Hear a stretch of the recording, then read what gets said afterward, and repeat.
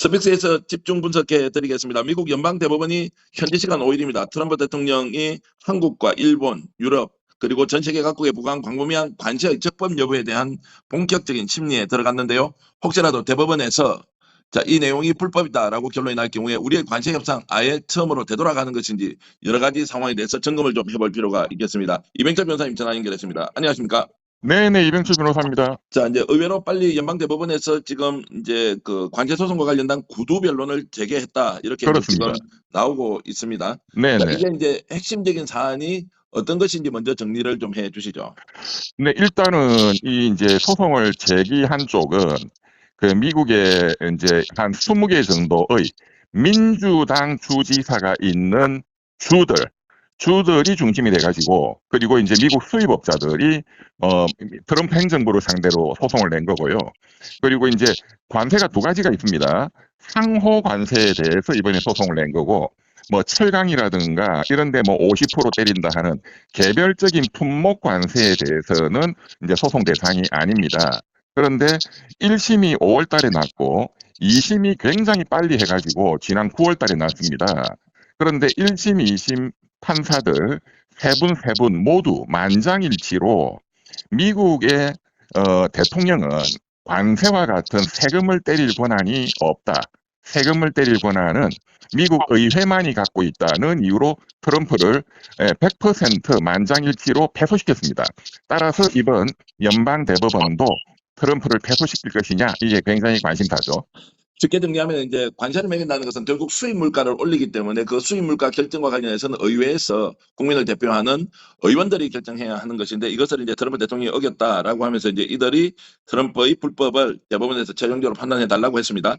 네, 트럼프 대통령은 대법원 심리가 이제 시작되는데 처음에는 구두 변론에 직접 참석하겠다라고 했다가 맞습니다. 결정의 중대성을 흐리고 싶지 않다라면서 이제 일단 불참의 네네. 의사를 밝혔는데, 의외로 빨리 이 내용이 빠르면은 몇 주 안에도 끝이 날 수 있다. 한 3, 4주 안에도 결론이 날 수 있다라고 네네. 보는데, 변호사님의 전망은 어떻습니까? 어떻게 연방대법원이 결정할까요? 지금 일단 이 1심과 2심도 약 3달 내지 4달 만에 심리를 종결을 하고 판결을 했거든요. 보통 3, 4년이 걸리는 사건인데, 그래서 미 연방대법원도 지난 9월 달에 접수되자마자 바로 이 사건을 소위 패스트트랙, 신속하게 결정하는 절차에 태워가지고 이제 오늘 드디어 첫 변론을 열었고, 지금 미국 현지 언론들이 전망하는 바에 따르면 12월 달 중으로 연방대법원 결론이 난다, 이렇게 보도가 되고 있습니다. 존 로버츠 연방대법원장은 보수 성향으로 알려져 있는데, 네네. 보수 성향의 이제 법관들도 이 세금 문제는 원래 굉장히 그 진보적인 그렇습니다. 이슈고 아젠다여서 어쨌든 의회의 핵심 권한이었다라고 이렇게 언급하면서 본인은 여기에 동조할 수 없다. 트럼프의 지금 정책에 동조할 수 그렇습니다. 없다라는 의견을 이제 간접적으로 비치니까 네. 6대3으로 구성되어 있는 보수와 진보의 연방대법원의 네네. 대법관 구성비를 보더라도 이거 지금 트럼프가 이기지 못할 수 있다. 이렇게 지금 전망이 나오니까 우리의 관심이 더욱더 이제 쏠리고 있습니다. 그렇습니다. 지난 9월 달에 이제 연방대법원에 사건이 접수된 이후에 미국의 주요 언론들이 그 연방대법관들의 어떤 입장을 분석을 많이 해왔습니다. 6대3으로 보수 대법관이 6명, 많기는 하지만 적어도 이 관세 문제에 대해서는 이게 미국 수정헌법 위반이다. 미국이 이제 독립전쟁을 하게 된 원인도 영국에서 미국이 식민지다 해서 관세를 때리니까 소위 보스턴 차 사건, 차에 대한 관세를 때리니까 독립전쟁이 일어났죠. 그래서 이 보수 대법관들도 이 세금은 무조건 전통적으로 미국 역사는 미 의회의 권한이 있지 대통령의 어떤 권한이 아니다라는 것은 보수 진보를 막론하고 미국 헌법을 지키는 것이다, 이렇게 보기 때문에 보수 대법관들도 다수가 트럼프에 반대하는 입장이다, 이렇게 지금 분석이 되고 있습니다.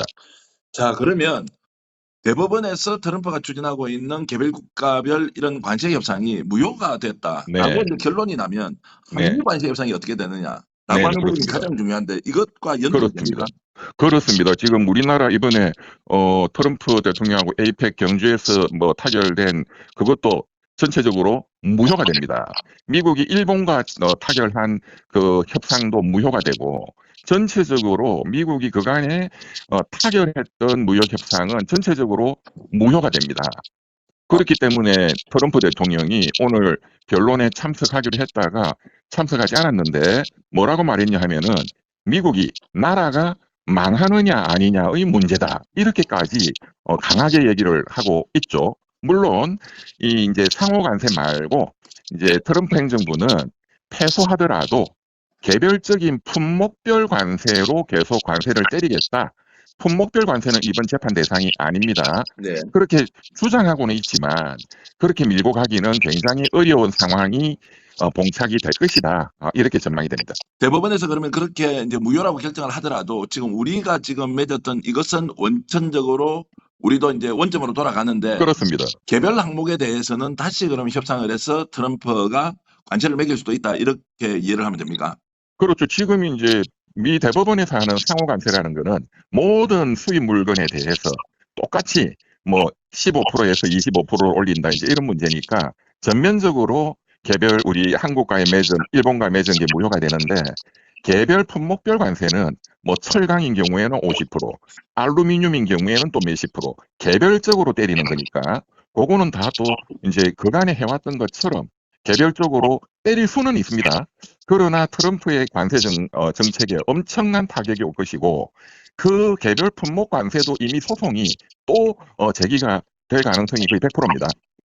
자, 네, 그러면 그래서 트럼프는 그 굉장히 곤혹스러운 현재 입장에 처해 있고 본인들이 패소할 가능성이 굉장히 높다는 것을 이미 2, 3개월 전부터 알고 있거든요.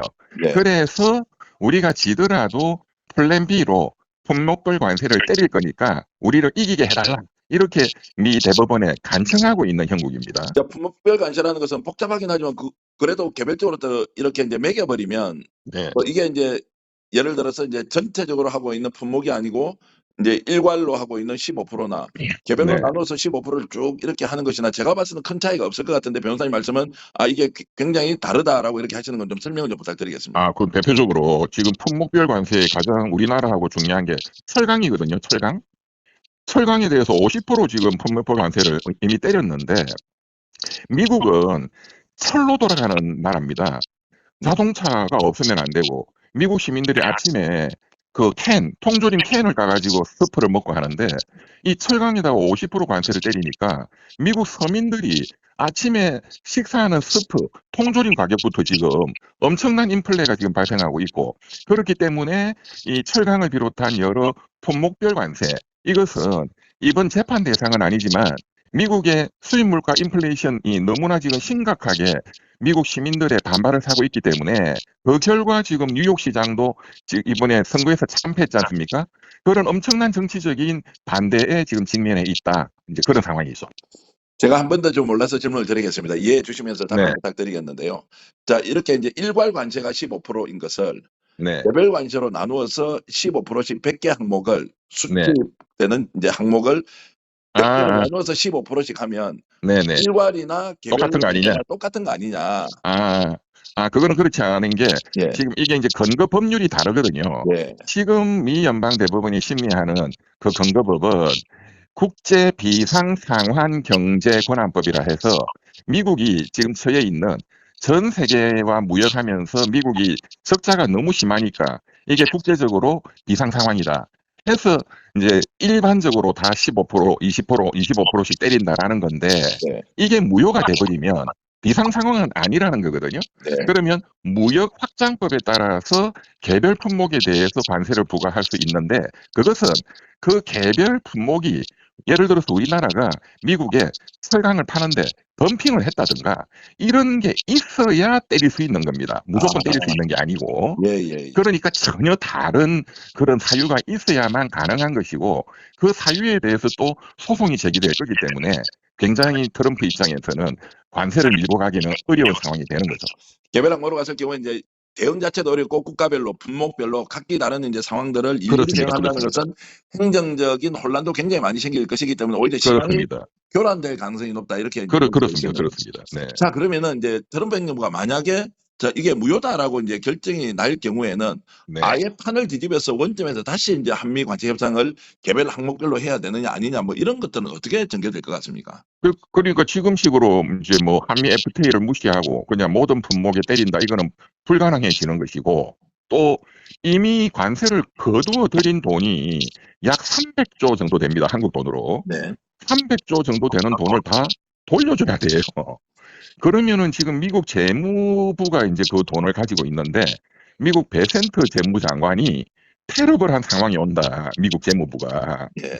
그렇게 하소연하고 있기도 하고 이제 그것은 무효가 되고 돈도 다 돌려줘야 되고 그다음에 이제 철강이나 알루미늄이나 반도체나 의약품이나 개별적으로 뭔가 시비를 걸어가지고 뭐 덤핑이다는 등 그렇게 해서 또 세금을 왕창 때린다. 그러기에는 정치적인 부담도 너무나 클 것이고 그게 또 미국의 물가를 너무나 지금 인플레이션을 야기하고 있기 때문에 제가 보는 견지에서는 트럼프의 관세 정책은 아마 포기하는 단계로 서서히 그렇게 엑시트를 도망가는 단계로 가야 되지 않겠나 이렇게 보입니다. 자, 특히나 지금 내년에 중간선거가 있기 때문에 만약에 패소하면은 밀고 가기는 어려울 겁니다. 자, 그러면 지금이라도 의회를 적극적으로 설득해서 지금 공화당이 주도하고 있지 않습니까? 네, 그러면은 법을 바꾸자라고 네. 해서 의회에서 관세와 관련된 법을 이렇게 만들어줄 가능성은 없습니까? 그건 거의 불가능하다고 보고요. 특히나 지금 예산 문제도 셧다운 상태잖아요. 셧다운도 지금 민주당이 동의를 안 하기 때문에 계속 그 사실상의 연방 정부가 마비된 상태인데 의회에서 뭔가 해결하기는 불가능하고 특히 이번 그 뉴욕 시장 선거에서 민주당이 압승을 했기 때문에 이 여세를 몰아서 민주당은 만약에 미 연방 대법원에서 트럼프 대통령이 패소한다면 그것을 몰아가지고 중간선거까지 밀고 가려고 할 것이고 지금 미국의 그 여론 구조가 트럼프 대통령 지지율이 이제 40%, 39% 후반인데 관세 정책에 대한 지지율은 30% 초반도 안 됩니다. 네. 그렇기 때문에 밀고 가기는 정치적으로 어려운 상황으로 보입니다. 의회에서도 이제 이걸 다룬다고 하더라도 공화당 의원 중에서도 관세 정책에 대해서는 원론적으로 반대하는 사람이 굉장히 많기 때문에 어쨌든 많습니다. 공화당도 반대가 많습니다. 네, 그렇기 때문에 이제 이번에 패소를 하게 되면 결국에는 이제 다시 개별 협상인데 그 이전 상황으로 돌아간다. 그러면 우리가 지금 이제 핵추진 그렇습니다. 잠수함을 뭐 한국에 이제 승인을 해주겠다라고 했던 여러 가지 원자력 협정 이런 것들은 정상적으로 가는 것이죠. 조선산업에 투자하고 이런 것들은 이제 유지가 되고 오히려 관세 쪽으로는 굉장히 우리가 이제 관세 쪽으로는 되돌아감으로써 오히려 한미 FTA 체제가 다시 올 수도 있다. 이렇게도 우리가 또 전망을 할 수 있습니까? 그리고 이제 법률적으로는 한미 FTA가 다시 부활되는 거죠. 예. 그리고 이제 우리가 뭐 미국의 마스가 미국 조선업을 어떻게 보면 도와주기 위해서 하는 프로젝트는 계속 진행될 가능성이 높고요. 그거는 이번에 뭐 상호 관세 그 부분하고는 별개의 협상이기 때문에 그리고 핵 추진 잠수함 문제도 별도로 계속 유효하게 진행이 될 것이다. 그렇게 보면 우리나라는 굉장히 이득을 얻게 되는 결과가 된다. 또 이렇게 볼 수 있겠습니다. 야, 재밌습니다. 이게 지금 게임으로 보면 미 대법원에서 트럼프 관세 변론을 개시하고 과연 지금 트럼프의 결정이 합법이냐 아니냐라는 결론에 따라서 우리나라가 엄청 이익을 볼 수 있고 설사 맞습니다. 이것이 합법이라고 하더라도 우리는 협상을 잘했기 때문에 앞으로 할 그렇습니다. 문제는 많습니다만 그렇습니다. 대법원의 결론이 어떻게 나오는지 계속 예의주시해야 한다 이런 말씀을 오늘 시청자 여러분께 드리겠습니다. 맞습니다.